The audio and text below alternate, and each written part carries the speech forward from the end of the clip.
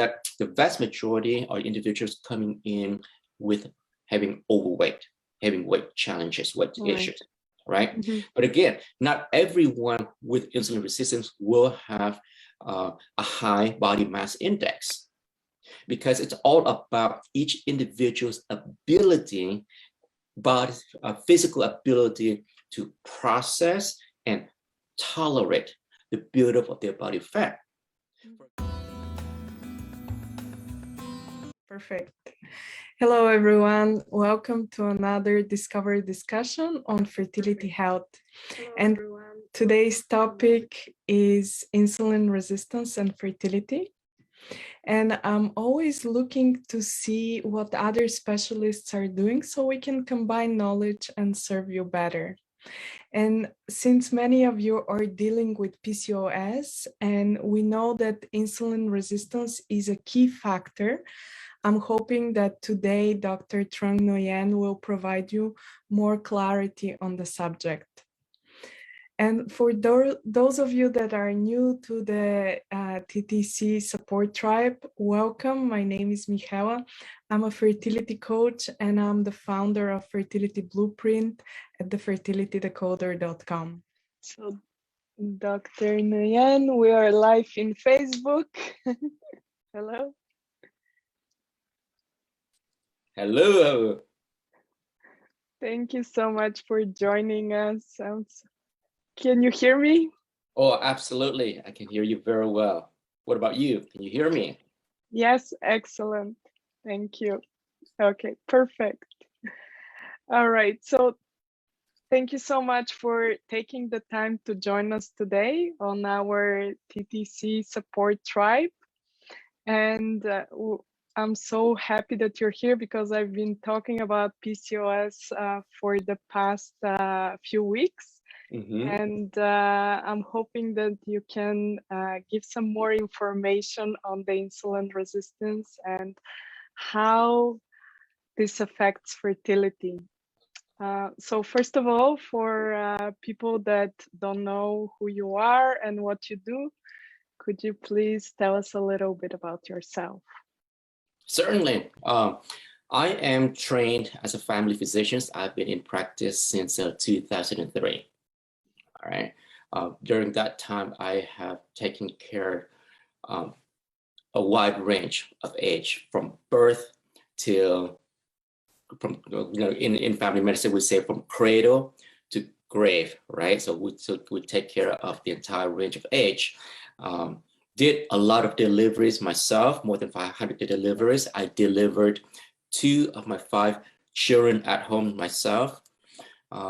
And then after about 10 years ago, I started to focus more on working with patients with having metabolism problems, specifically patients with insulin resistance, high blood sugar, right? And a lot of problems associated with that. And so that's what I have been focusing heavily on since that time, 10 years ago. Oh, that's so amazing. Yes, I'd like to know more about the delivery of your 2 children, but let's get going on the insulin resistance. Stay on that topic, right? So can you tell us a little bit, how did you go about specializing in that going in that direction? Yeah, I mean, that's a great question. And I get that question a lot because, as I mentioned earlier, right, with family medicine, we train and we take care of a wide range of problems. So the question I've been asked a lot, and just like you right now, is what makes me choose focusing on that one issue? And the answer is very simple. 85% of all of our health problems are due to our own behavior. All right. So if you go out, you walk to an ER, 85% of those patients in the ER at the moment, they're there because of their own choices, their own decisions, and their own behavior during their daily lives. And so when I look at that and I ask myself, okay, out of all these human behaviors, out of all the choices that we make each day of our lives, what type of choice plays the biggest role in our health outcome, and that has to do with our nutrition. And so when I look into that even further, it turns out that so many health problems evolved around the issue of insulin resistance, not having the ability to process and digest the nutrition, the fuel, the glucose that we eat. And we can talk about PCOS, which I'm sure we're going to talk a lot more about. We can talk about cancer. We can talk about high blood pressure, cholesterol problem, strokes, a host of autoimmune disease like rheumatic disease.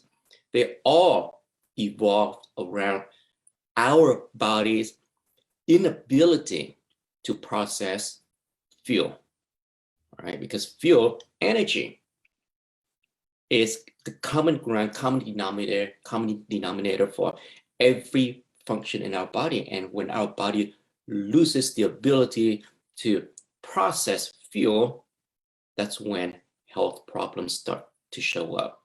Whether we're talking about infertility problems, whether we're talking about high blood pressure, or even cancer, it all starts from our body inability to process fuel effectively. And that's the reason why I choose to focus on that topic. Excellent. Yes, going to the core of all disease, right? Yes. Because if you think about it, right? I mean, take your car as an example, right? I mean, we could have the most expensive parts. We could use the most expensive fuel and oil and everything, top of the line. But if our car's gas tanks are empty, how far will our car run? And the answer is it's not going to run at all, because our cars, just like our bodies, require fuel in order for them to function effectively. And when there isn't enough fuel in our body, different components, different parts, different metabolic processes in our body will start to slow down or will stop working. And you can imagine the cascade, right? That comes after that. One thing will lead to two more things, which will lead to 4, 8, 16, and it becomes an exponential process. And that's how disease start to show up. Yeah. So being able to process fuel is of utmost importance for our brain, for our body, and for every component in our system. Yeah, that's actually an excellent analogy, because I'm thinking, okay, you don't have any fuel in the tank and you try to trick the car of putting any fuel, right? Whatever it is. And then it shows you, okay, the tank is full, but what fuel did you put? So did you trick the car into having the right fuel? Exactly. And then, so you're not able to skip steps if you don't address what exactly that car needs, right? In order to run. And same goes for our bodies. Absolutely. And what would be a sign or a symptom of insulin resistance that people can watch for, let's say? And I think that's the biggest mistake that we in health, as healthcare providers, are committing. We wait, we advise, we instruct our patients, we counsel them to look for signs, for symptoms. But as you know, right, Michaela, the vast majority of time, we don't have symptoms until we have a problem that's so obvious that it's so obvious, but then we don't connect that to the issue of insulin resistance. Yeah. There is a condition called prediabetes. I'm sure you're familiar with that, right? But for our audiences who are watching right now who may not be familiar with that term, what that means is that our blood sugar running higher than normal, but it's not high enough to meet the diagnosis of diabetes. And so it's that gray zone where higher than normal, but lower than diabetics. So what do we call them? We call them pre-diabetics. Right. This is the biggest zone that our population, our society is living in. And at the same time, the vast majority of them don't have symptoms. But just like what you just said a few minutes ago, when our bodies, or just like our cars, cannot take in fuel effectively, just like that pre-diabetic zone, even though they don't have symptoms, things are already happening. Things are already changing at the microscopic level, right? And it's only a matter of time before one thing built upon another thing. Then we come in and we start to have problems with infertility. We start to have problems with high blood pressure or anxiety or not being able to sleep well. And we don't know why this is happening. Yeah. But it's all traced back to insulin resistance. Exactly. It's because that's what I get. Some clients, they say, yeah, all the tests are fine, but I still don't know why, right? Well, Exactly. We don't want to get to an actual physical symptom. We want to treat the underlying cause before you get to that stage. Exactly. So, and of course, just another case study, for example, just to make a case in point. Way earlier on in the pandemic, right? The COVID pandemic 2 years ago, 2.5 years ago.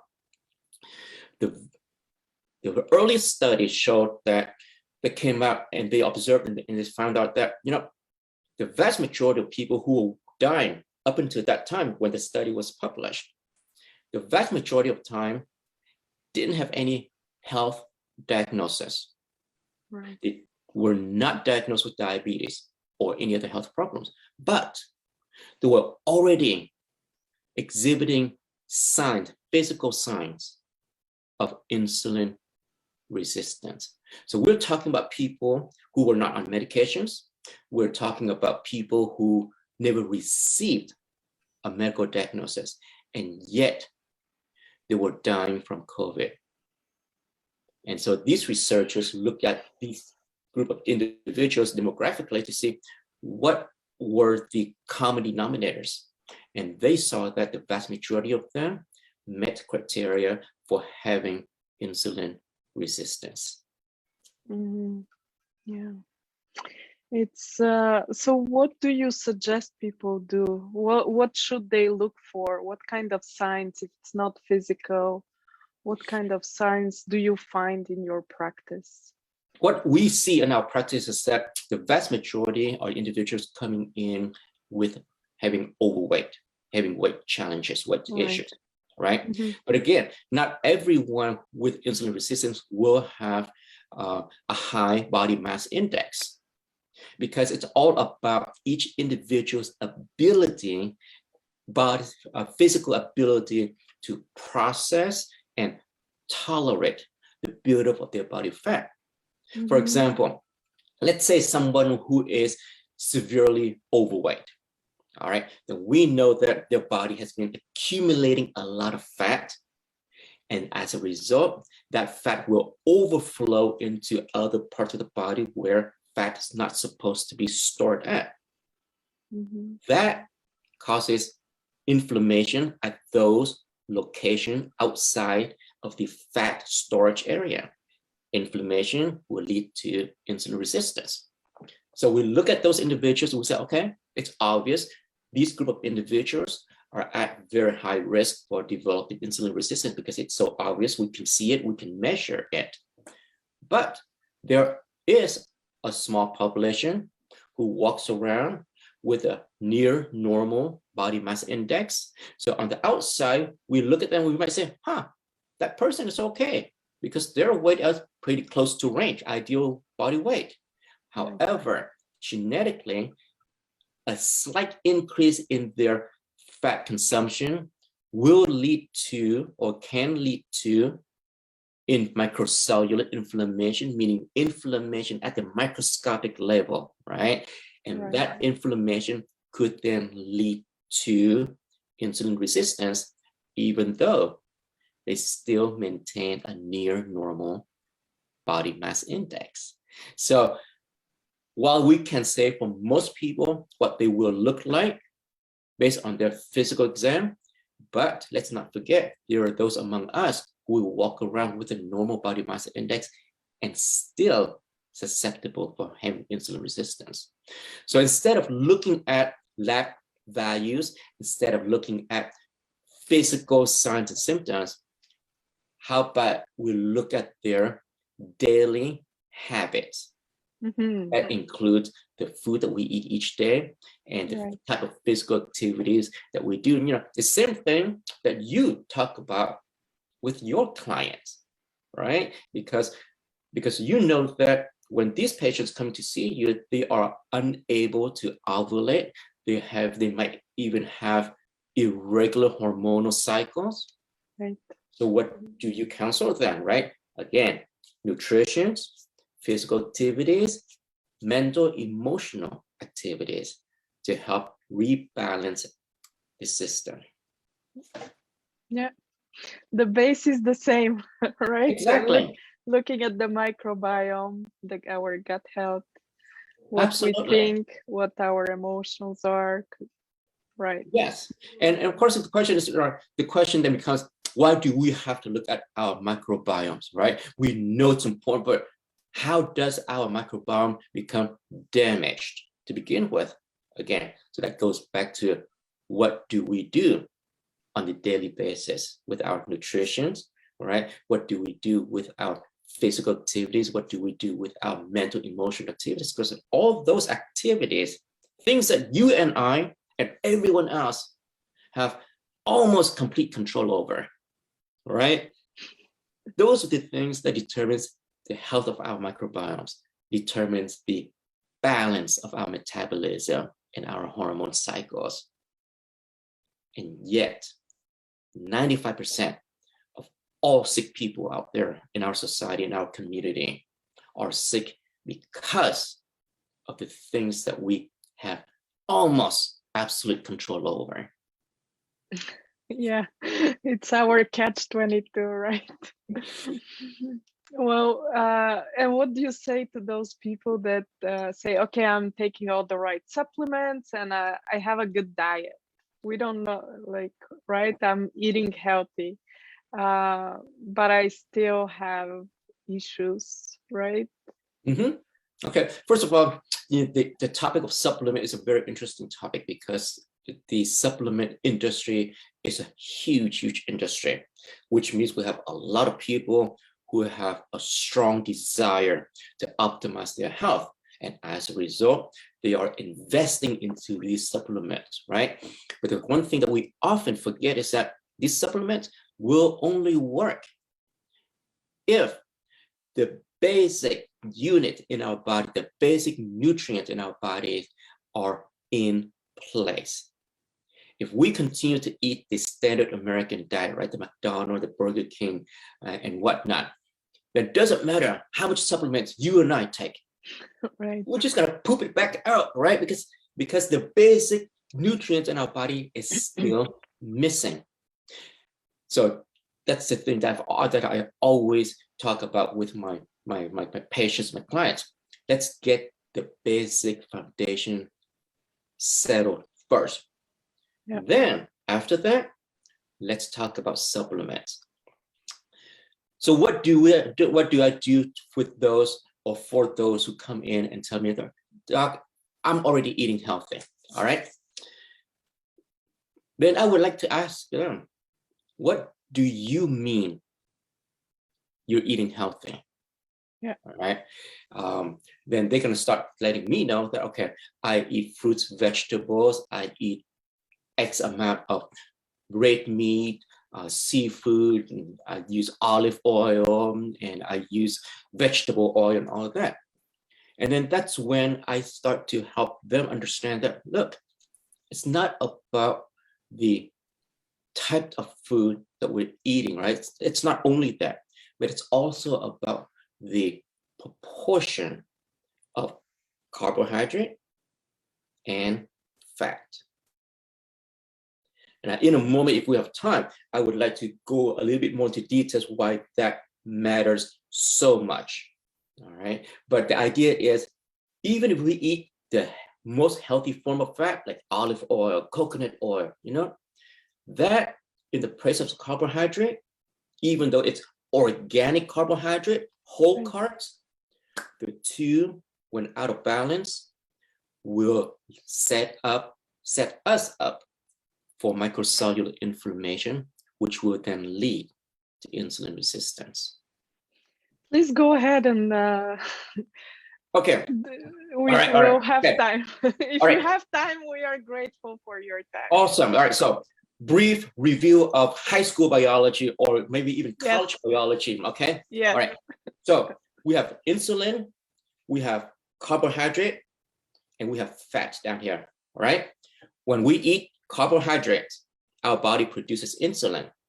All right. Everyone knows that. Insulin tells our body to regulate carbohydrate. When there's no insulin, the blood sugar goes high. Everybody knows that, right? That's diabetes. But what if you and I eat a hamburger, all right? Or like in America, a double cheeseburger, right? Single is not enough. It has to be double. Now we are consuming both carbohydrate and fat. So carbohydrate tells the body to produce insulin. But when insulin sees that there's both carbohydrate and fat present, guess what insulin is going to do?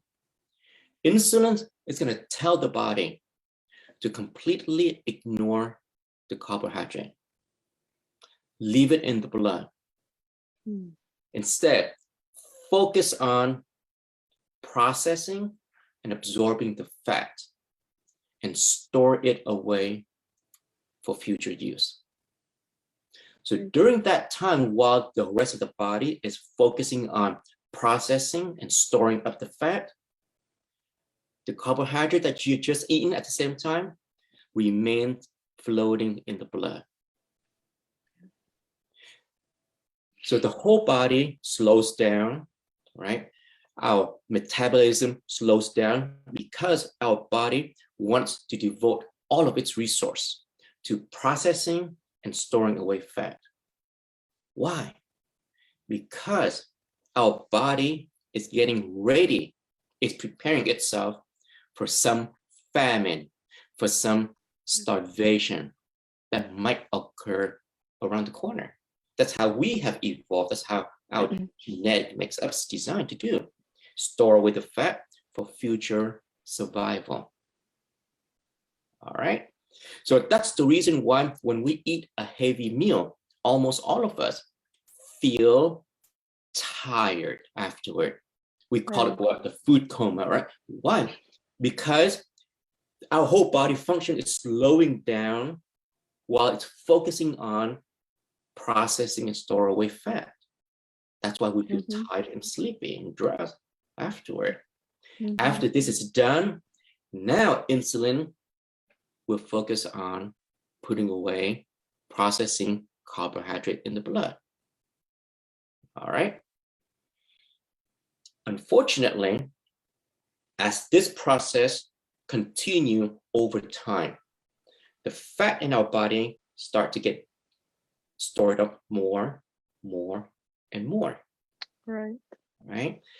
Then the fat is going to get stored in different places in our body where they don't belong, where it doesn't belong, like our liver, or in our muscles, or in our skin, or in our blood vessels. And that's when we get fatty liver, right? Or that's when we have fat being deposited in muscles.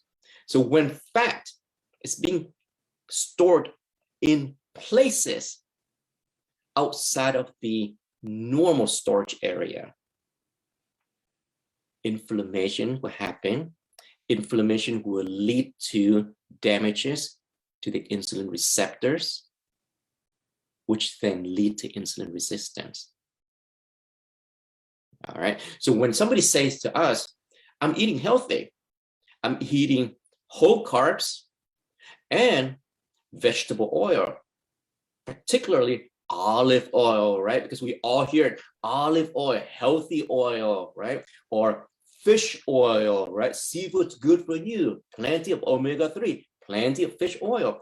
Well, look at what's happening. Insulin, carb, oil. To the eye of insulin, oil is oil. It doesn't matter if the oil is coming from olive oil or pork oil. Oil is oil. Insulin will treat all of the same. You see? So when our patients eat a healthy diet, including containing both whole carbs and healthy oil, well, guess what?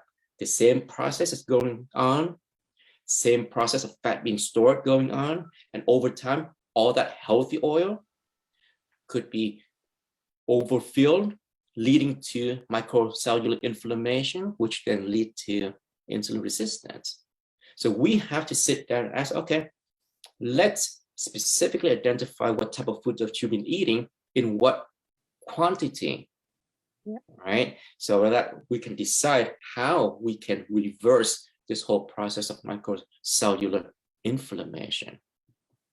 Yeah, exactly. Well, thank you so much for this detailed explanation. I'm sure it's going to help a lot of people understand that you really need to look at what you need and not what everybody else needs, right? What is your body's need of good, healthy, nutritional food? And not just that, but they need to master the ability, the skills to quantify what ratio, what proportion that they should be eating, right? Yeah. Because even they eat, like I said earlier, healthy carbs, healthy oil, you know what? When you eat them in the wrong proportion, you will still end up with a health problem. Yeah, yeah. And what do you advise your clients? How do they master that skill? First of all, let's assume that we sit in front of a client who has the desire, all right? Who has the desire to reverse their ship 180 degrees, right? Who has the desire to reverse their health problems 180 degrees. Mm-hmm. Then, once we identify that individual and we know that that individual is authentic and genuinely wants to change all of this, I talk to them about, okay, there are two ways that they could turn this ship around, all right? Number one, they could adopt what they may have heard of commonly called the keto diet. Or number two, they could adopt a plant-based low-fat diet. Two diets on opposite end of the spectrums. Mm-hmm. Because if they do anything in between, meaning they continue to consume healthy carbs, healthy oil, they will continue to have this problem because of too much fat built up. So therefore, to turn this ship around, they have to choose one of two options. Low carbs, high fat, or high carbs, low fat, which is plant-based, low fat. Once they decide what is it that they want, which end of the spectrum that they want to choose to focus on, then we walk down that path to show them how they can carry out that plan to achieve the results. Mm-hmm. And how long do you think they need to be on any of those diets or plans in order to see a difference in their condition? The answer is going to come back to motivation, commitment, mm-hmm. and desire. When we were doing this on over a 4-day weekend retreat before the pandemic, by day number 4, by the end of the retreat, we already started to decrease medications, diabetic medications, on a lot of our clients. So that let us know that our bodies will begin to change by day 3 or day 4 already. But remember, this was when they would spend 3-4 days with us. We absolutely controlled everything that they ate, they drank, and the physical activities that they did during those weekends, right? And so in that environment, with that group of motivated individuals, we saw the change as early as 3 or 4 days. But now let's say I have someone who's sitting at home across the country who's communicating with me. I don't have that much control over what they actually do, eat, or drink. And that is going to cause, that will affect how quickly they can see the results. Yeah, 100% right. Yes. Well, for those that are already having some symptoms, so let's just get back a little bit into fertility and PCOS. Yes. So for those people that already have some symptoms, and let's say they could be on medication, or they're in between and they're trying to conceive, what do you think the effect on in your opinion or experience, the effect will be on that pregnancy when it hasn't been dealt with fully with the insulin resistance and the physical symptoms before you conceive? If they want to optimize their opportunity to ovulate and then conceive, and then continue to carry their pregnancy to full term, they must do everything they can to optimize their fuel delivery system. Again, when we talk about fuel delivery, right, we're talking about insulin receptors, and the processing of the carbohydrates that they eat. Their ovaries, their uterus, and every other part of the body that produces their sex hormones need energy in order to function effectively.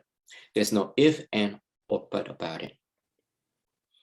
When their bodies are able to process glucose effectively, then all of these components in the body will be able to function the way they're supposed to. And that will allow them to ovulate, conceive, and carry their pregnancy to terms. Any attempt to circumvent this need to change their nutritional intake will only shoot themselves in the foot. Right? Yeah. You can take all kind of medication to help regulate their hormones, and I see this all the time. Regulate, right? They take birth control pills because it's going to help regulate their hormones. They take metformin because it will help regulate their blood sugar. But that's simply focusing on one symptom at a time. And we're constantly chasing our own tails with that approach. Why not give our bodies the nutrients that they need? Then our bodies will do the healing on their own. We don't have to do anything. We just need to feed them with the right nutrition. Then our bodies will heal. And that includes ovulation, conception, and carrying the pregnancy to terms. Yeah, 100% agree with you here. So for those men, let's say, because women are very proactive in taking care of whatever the issue is. And do you see a lot of men in your practice that come in and say, I have issues, please help me, or it's mainly women? I see both. The difference is that men come in with, I have issue, can you help me? Okay, but I don't need to do that. Right? Or they come in, we show them the issues, and they don't think that's their issues. Men, my male clients, patients, are much slower to ask for help, and also slower to accept suggestions. And then they're also slower at applying what the suggestions that we give them.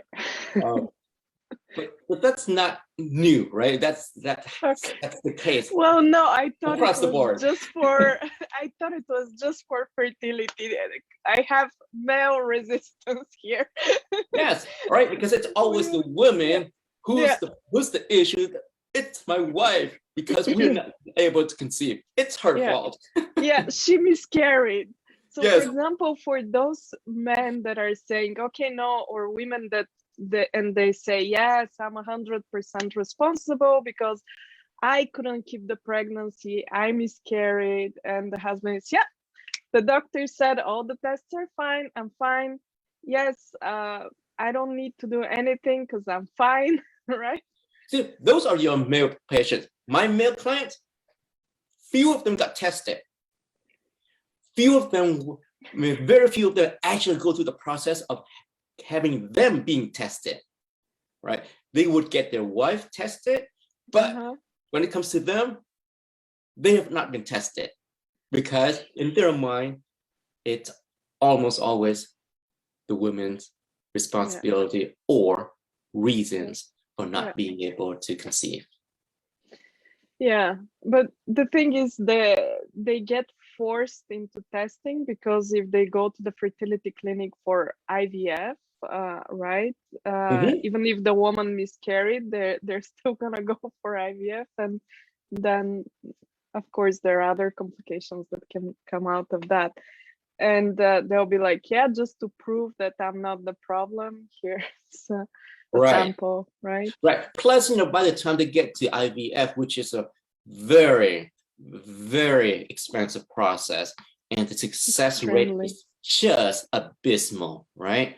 By the time they get to that point, they are so committed to their investment that the vast majority of men will be open to get tested. But the issue is that, by the time they get to IVF, the vast majority of them haven't done the basic things to optimize their health.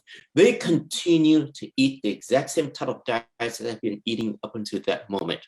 They still walk around with 15, 20, 30 pounds overweight at the minimum. Smoking, drinking. They haven't changed anything. And yet they will be willing to spend a huge amount of money for a procedure that has less than 10% success rate. What's going on? So you have no answer as a male perspective. Well, it's a male. Do I have an answer to how to get people to change in general, or how to get men specifically to change, to get tested? How to get men to participate into actually being active, proactive, into creating good quality sperm, right? Because you're able to measure the quantity, right? You're able to measure the speed where the sperm is going, but how do you measure the quality? You can't, and that's the problem, right? Because with most of the time we cannot. The technology that we have today, we are not able to detect the microscopic changes that are going on in our body. And yet the disease process is already taking place. Oftentimes I have patients, a lot of times I have patients, clients who already have physical and emotional symptoms long before we could make a diagnosis with our existing lab tests. Yeah. What do you think is missing in those tests? Our ability to be sensitive enough to detect these changes. And yes, as time goes by, we will become better at it. All right. But the point is this: our bodies will detect the changes much, much earlier than the technology that we have right now and for a long time in the future, into the future. So what do you think makes those changes? What do you think is the active force that's making the changes in our bodies? Well, for the same reason, the same changes that's causing your clients not to be able to ovulate or conceive, right? Yeah. I focus primarily on the pancreas, the insulin, but again, insulin resistance is an issue across the board, whether we're looking at the heart with heart disease, with high blood pressure, or whether we're looking at the ovaries with or the testicles, right, with issues of infertility. When our body, regardless of what organs we're looking at, when they lack the ability to process fuel effectively, they will experience problem. My patients experience problem with high blood sugar. But again, not all of them will develop, not everyone with insulin resistance will have diabetes. They will have other problems like infertility. Others may have heart disease or blood vessels blockage. All these health problems come down to a common denominator, and that is they lose the ability to process fuel effectively.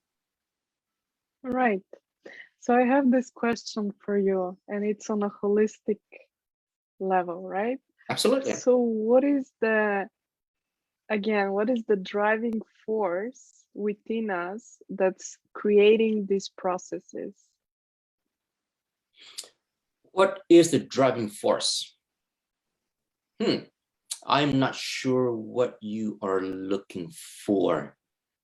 I was thinking, because the medical profession at the moment, and we're talking about tests, and probably that's why your mind is not going there because we're looking at tests. But you did mention it earlier. What is their mental state, right? What is their physical state? What are they doing? Because we understood, okay, it's not just food and supplements, right? This is not gonna fix your problem. But what is moving the processes in your body? What is making your heart beat? What is making your blood flow go, right? Let me try this. Let me take a stab at this. I think I know where you go, what you're asking now. You know, quantum research is very interesting now. I don't know how familiar our audiences are to quantum physics, all right? But the idea is this. We are made up of very, very, very small energy particles, right? Quarks, all right? Leptons, etc. Earlier on with quantum research, they found that the molecules in our bodies behave according to the emotion of the observer. What does that mean? So what happened? You know, earlier on with quantum research, right? People were smashing all these molecules together to break them into smaller parts because they wanted to know what was the smallest component that makes up us, that makes up the universe. All right. So when the researchers were there, their detector, their equipment were able to detect the presence of all these particles. But when they left the room for lunch break or for meetings or whatever, while the research were continuing, their monitors were not detecting anything. But then when they come back and they continue to look for and to observe, searching, the monitors started to detect these signals again. So then they started, wow, these subatomic particles, the smallest components of our universe, were behaving in accordance to what we're looking for, in accordance to our own observation, our emotional energy. So which means when our emotions are out of alignment, when we're under stress, when we are angry, when we're worried all the time, that's going to affect how all of these particles that makes up our body behave.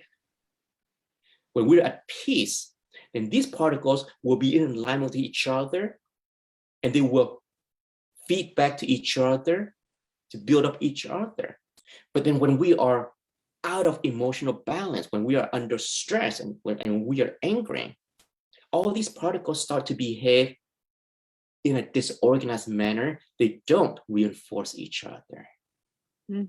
I think you're looking for, and I believe the answer to your question is, our emotional energy is what's driving how the molecular particles in our body behave.